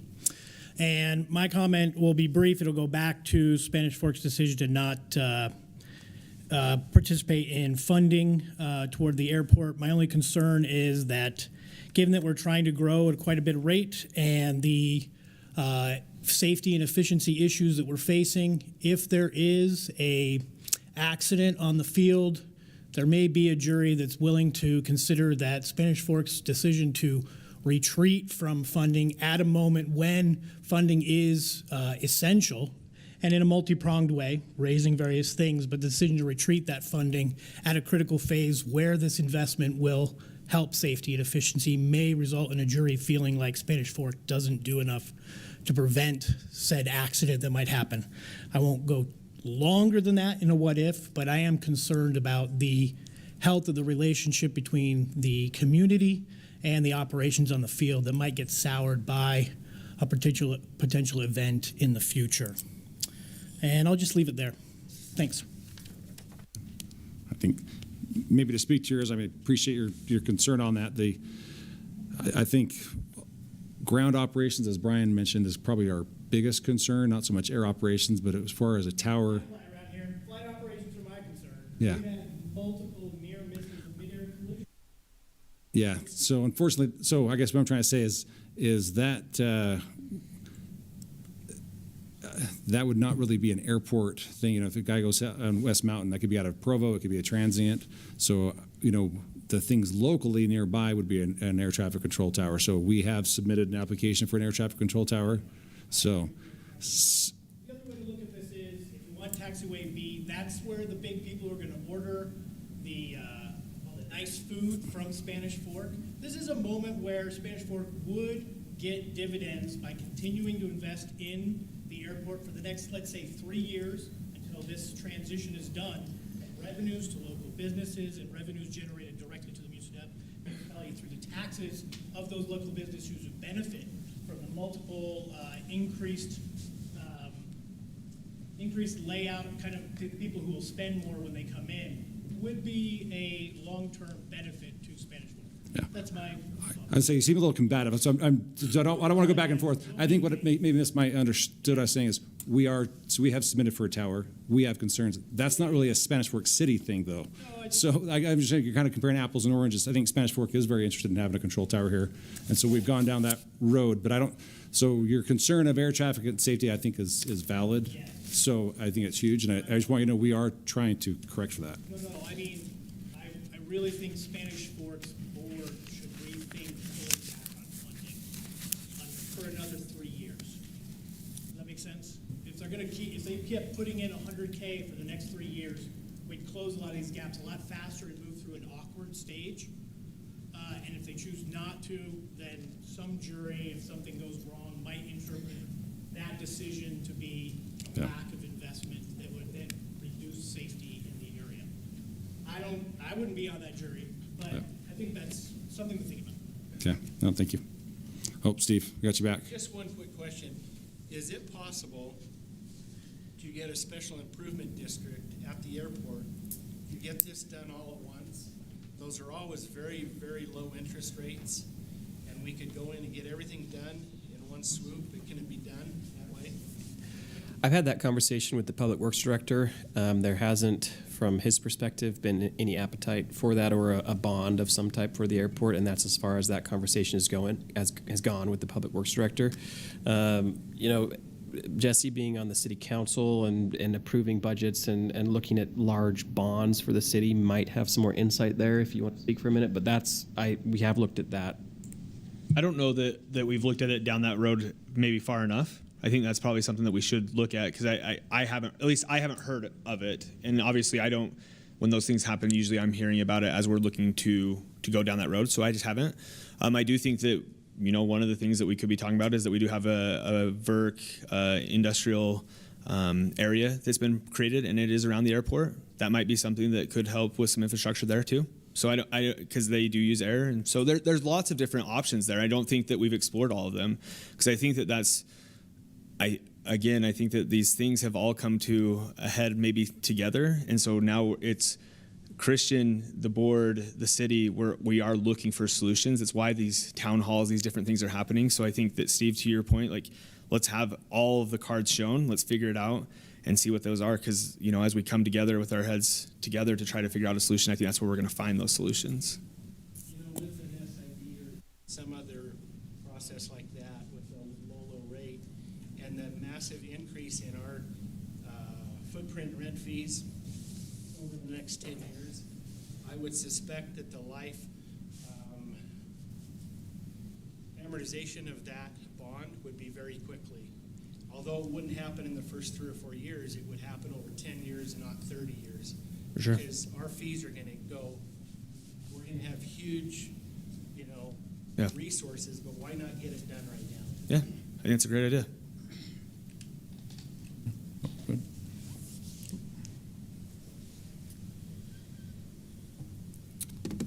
My name is Bryson, and I represent IMSAR. We're a company in Springville that builds airborne radar systems for the military. We have been flying out of Spanish Fork for almost 20 years. We have 3 aircraft based there, and we are very appreciative of the excellent management and the all of you at the airport board and everything.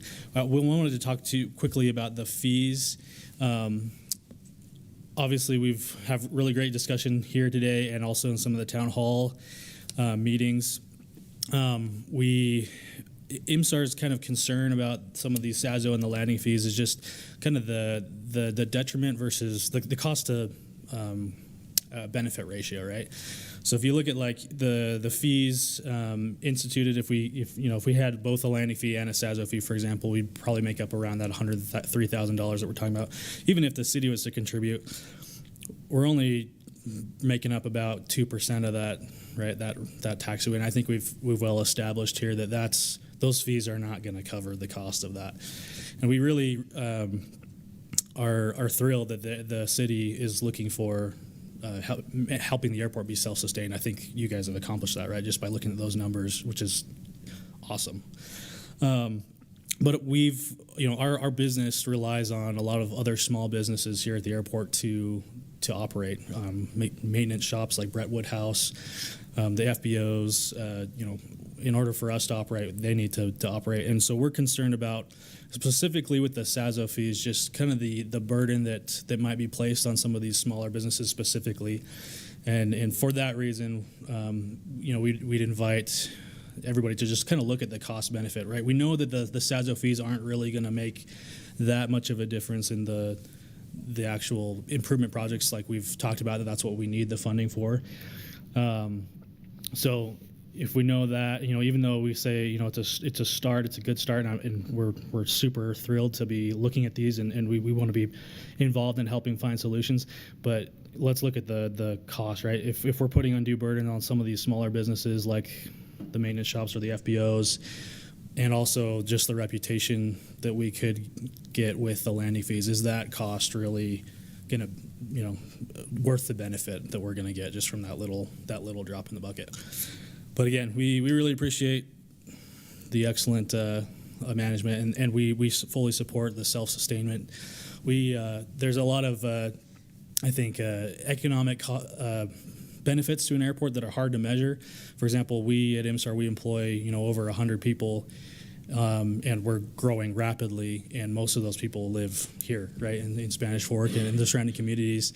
And if this airport wasn't here, or if it got too hard for us to operate, we wouldn't be here, right? That's a big cost. And so, but again, we want to be here. We're actively part of the solution. We want to be actively part of the solution, and we're excited to be working with you. And those are kind of the thoughts that we have from IMSAR. So.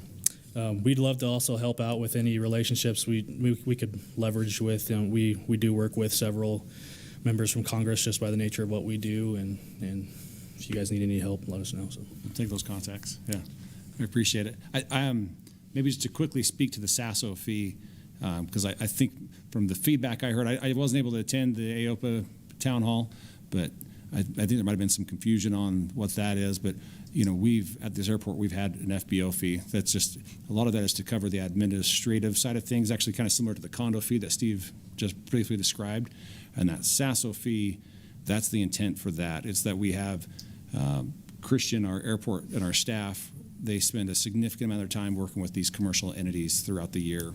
And so the fee structure that's based off of the SASO fee is really just to address their fees and their costs. So it is not meant to build Taxiway Bravo with the SASO fee. That's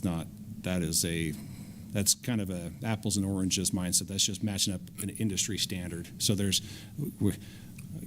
airports all across the country have FBO fees and SASO fees, and so we would be in the same structure as that. So we're not looking to charge a fee that's so much that a small town operator would put them out of business kind of mindset, but they do cause an impact to the airport, and so they have a responsibility on that. Right. Thank you for that clarification. I think I think you're absolutely right to say that.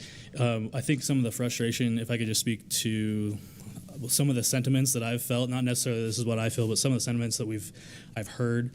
While that may be true, that's not why the fee is being proposed. Even in the slides today, it's framed under the context of like, we need more money to build the taxiway, so let's look at a SASO fee. That's at least that's how I'm hearing it. I don't know if other people are hearing it. That's not how the SASO was presented to the board a few months back. So I don't know if maybe because I've seen the backstory, when I see a slide, I just look right across the top of it. But and that could totally be. But I think that's a lot of reason why some of us are so. Are here is because it makes sense how you described it, but when it's couched in hey, we need to do this fee because here's all the infrastructure, like Taxiway Bravo that's coming, and then you say, this isn't even going to meet that. It's kind of confusing and frustrating for a lot of people. Same with the landing fee, right? There's been concerns with when you say like the landing fee to shape traffic. That's opened tons of cans of worms. But anyway. Yeah. So even just looking at your slide, when it's on bullet point 4, on kind of the need when we talked about the growth, like Taxiway Bravo and the tower, we kind of grab on, but one of them was additional airport staff. So I'm guessing when Christian Street, that $30,000 to $50,000, he's probably trying to justify another employee to address the commercial entities on the field. So that's not Taxiway Bravo you're staring at. That's the growth of a large airport. Right. We need more than Christian and a few interns. I think to his point, I think that a lot of these questions that we're talking about, or a lot of the concerns that come up, is because maybe the way that we're framing it, right? Like we kind of lump everything together, and then it kind of comes out that way that it's all together. And there's things are very different, like the city portion and why we're not doing it, the landing fee and why we're doing it, the SASO fee, whatever it is. I think that one of the things as we move forward is just kind of figuring out how do we tell the story, the complete story, piece by piece, and sometimes that's going to take a lot longer to do. But I think that one of the things that we can do a better job is transparently just saying this is the why behind it, and this is the fee that's associated with it and what we're doing. Because I think that we have for time constraints and trying to be clear, is we've kind of lumped it together, and it comes across as like, yeah, the SASO is to pay for a tower or whatever it is, but it's really not. So Yeah, and I'm going to keep going on this too. Maybe this document was not sent out to everybody. I thought it was actually, but kind of on what we were looking for, what Christian's needs were as an airport manager as he's going through. One of them was a airport rescue firefighting vehicle, an ARF truck, and what that took. And so, to kind of maybe speak to Spanish Fork's defense, because I think it comes across as Spanish Fork has no interest, is we presented that to the city that we needed a $400,000 truck that had $50,000 a year of upkeep and training specifically for the airport. We tried to throw that in our budget, and the city said, "Oh, that's not yours," and we'll take care of that. Right? Am I speaking correct on that? Yeah, and that's not finalized, but the fire department is 100% looking at acquiring one in the near future and staffing it and having it dedicated to the airport. So, Yeah. So there are a this- lot of ways where Spanish Fork City does pitch in and does help. But again, the bottom line issue is, how do we end up funding large capital projects that Yeah. are needed? So there's a lot of pieces to this puzzle, I guess, is what it is, because it's not that we need that 105, Right. whatever it is. And like I said, I will reiterate, we're looking at everything. We have looked at a lot of stuff. We are at the tail end. We're seeing what really is probably realistic, what's not, where it goes to. So Yeah, absolutely. And again, thank you so much for we appreciate the city management. We know that the airport's important to them, and just wanted to share the perspective that we feel, because we don't get all the information that you guys get. So thank you again. sounds good. All right, we'll keep going over here. Okay, we good? All right. Oh, all right, Mr. Solomon. Hi, I'm James Salmon. Christian, how much is the FAA paying in on this taxiway and the tower? It depends year to year and project to project. Right now, the FAA has contributed the full funding towards the design of the taxiway Bravo, and then about $2 million worth of the construction for FY27.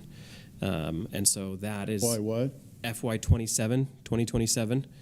That's Okay, about right, a I got you. third, a little over a third of the length of taxiway Bravo. And then as far as tower funding, we've sent a request in for full FAA funding on that, but have not heard back yet. Okay.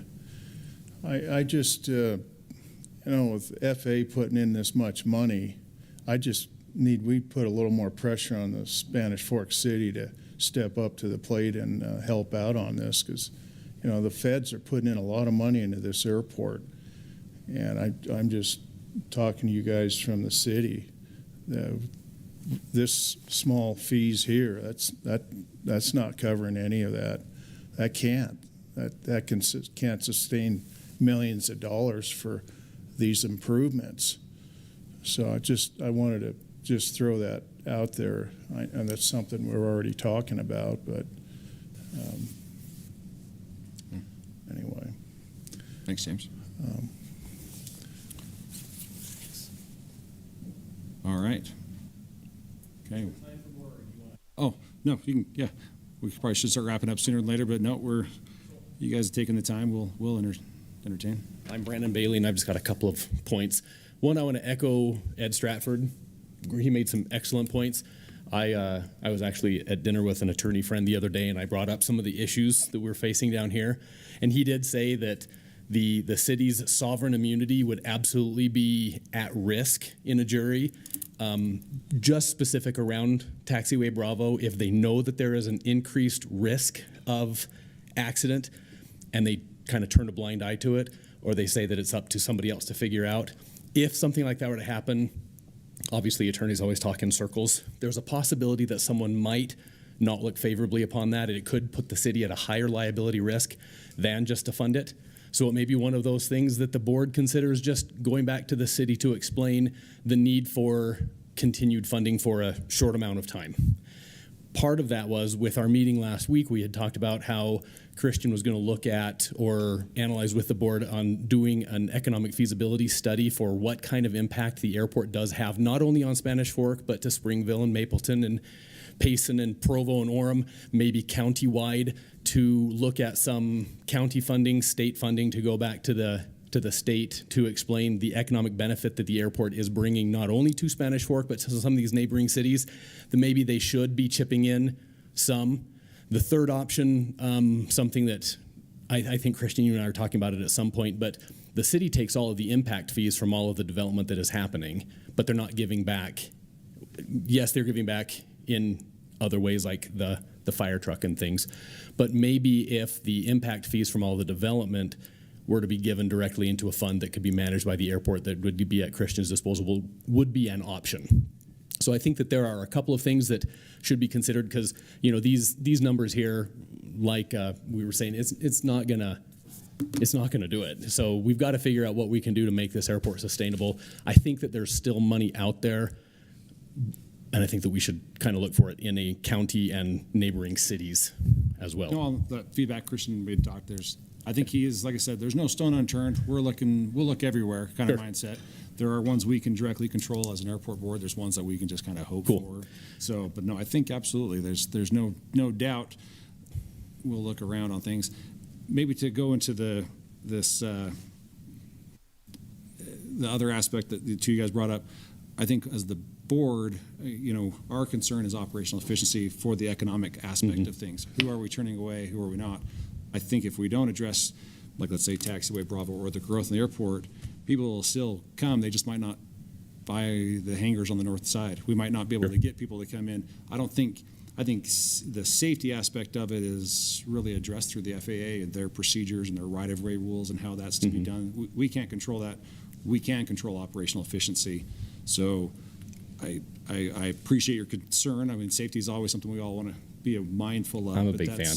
But that's not really our control. That's designated to the FAA. Totally makes sense. So, but I think operational control is or our operational efficiency, is what we're trying to ensure so that we can get as much into this airport and out of it and keep up that economic aspect to the city. But Perfect. I think addressing that point to the city will help us. It's just something to just be aware of, and the city attorney can do a risk analysis to find out what's the risk and reward ratio on the risk to the city. But one other just point while I have you here, my best friend ChatGPT and I were talking today, and when it comes to the FAA grant assurances, there is a provision in there for limiting the operations, as particularly around flight schools. And I think that you're aware of some of those things.